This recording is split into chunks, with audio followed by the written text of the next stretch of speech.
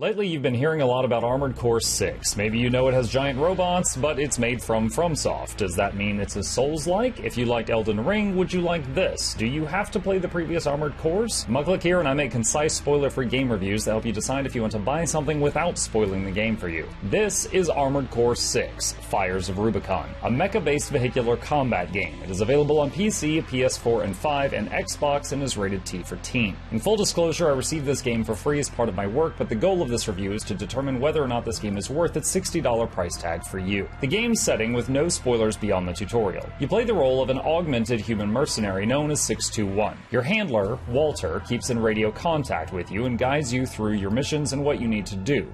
Time to get to work, 621. But it is clear he isn't telling you everything. You're dropped onto the planet Rubicon 3. However, you are an illegal here and swipe an ID from a wreckage to be your cover. You will progress through missions under your new cover, Raven, earning cash and new parts that you can use or not as you wish. You will sometimes get branching missions where you can only take one or the other, which will influence the story. There are many factions that you will learn about who want different things from you. Who will you stick with until the end? The general gameplay. You drive a giant robot.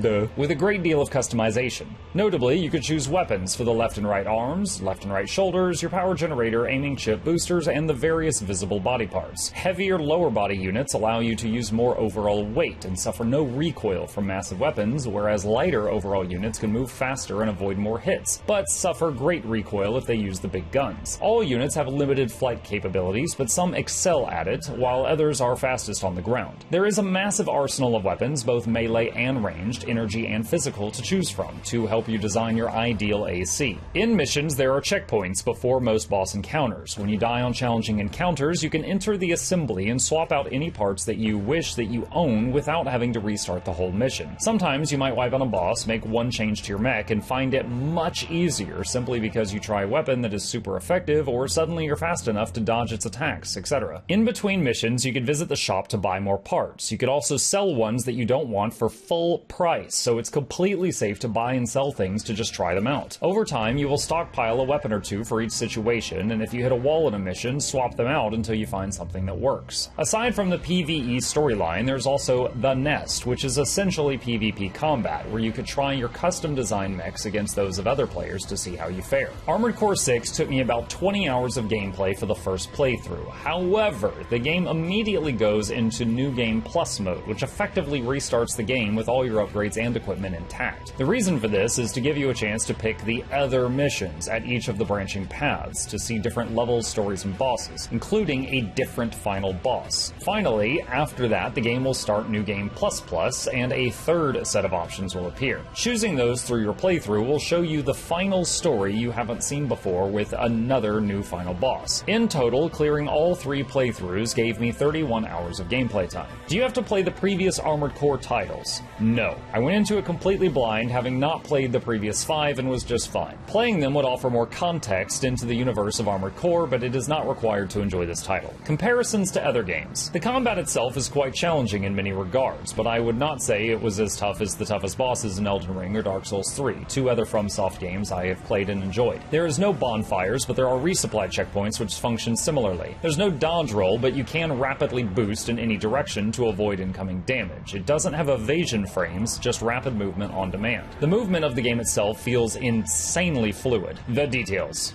Graphics. The graphics are amazing. I was honestly impressed by how well the storytelling was involving different people, considering you never see people, just the machines they are in. It was also stunning seeing how big the ACs are actually supposed to be when you pull up next to something human-sized and realize how monumental these things are. Sound and music. The sound alerts and cues were on point, letting you know of incoming attacks from blind spots, low ammunition, low health, etc., which you might not notice while focused on the enemy in front of you.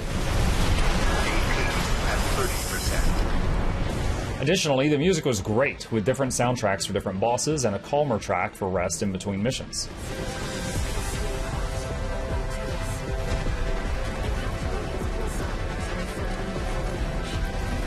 Controls. Armored Core 6 can be played with a controller or with a mouse and keyboard. The game allows easy rebinding of controls you wish to change, but I never felt the need to do so. I really want to praise the keyboard and mouse controls for this title. I played Elden Ring and Dark Souls 3 on keyboard and mouse, and while serviceable, they were not great, but they were very good here. Saving system. If you're within a mission and you die, it will reload from the last checkpoint, so usually you don't have to replay much at all if you die on a boss. However, if you close the game mid-mission and come back later, you'll need to replay that mission from the beginning. Aside from that, it saves everything whenever you shut it down, such as new purchases, arena history, etc. Content creator concerns? None. I streamed part of my playthrough on Twitch and uploaded the entire playthrough to our Muckluck Plays YouTube channel and did not experience any muted VODs or have any issues with copyright claims. Do I have anything negative to say? After playing through the whole thing, 3 playthroughs for the full story, I wasn't a huge fan of the replay the whole story for more story aspect. To clarify, I did love the new missions I hadn't seen before, but I also had to replay the dozens of other missions that I had already seen. And they were exactly the same,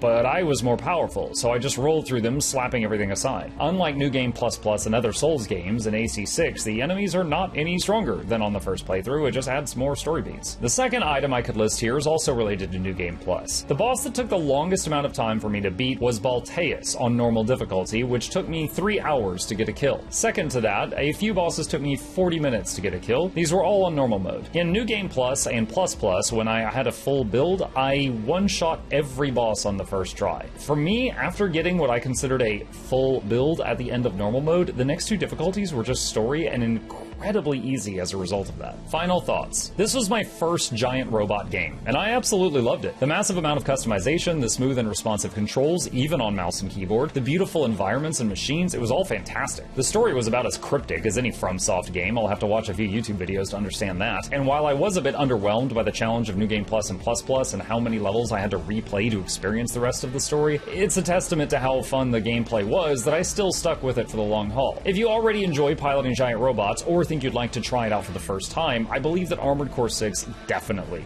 felt worth it. This video was not sponsored, so if you enjoyed it, please consider hitting that like button to help us out with the YouTube algorithm and subscribe for more content. If you'd like to see more of my own playthrough of Armored Core 6, I'll include a link to that playlist from our other channel down below. Subscribe there too. As always, a massive thank you to our dear patrons who make content like this possible. If you'd like to become a supporter and earn early access, there's a link to that in the description. Now get in the goddamn robot.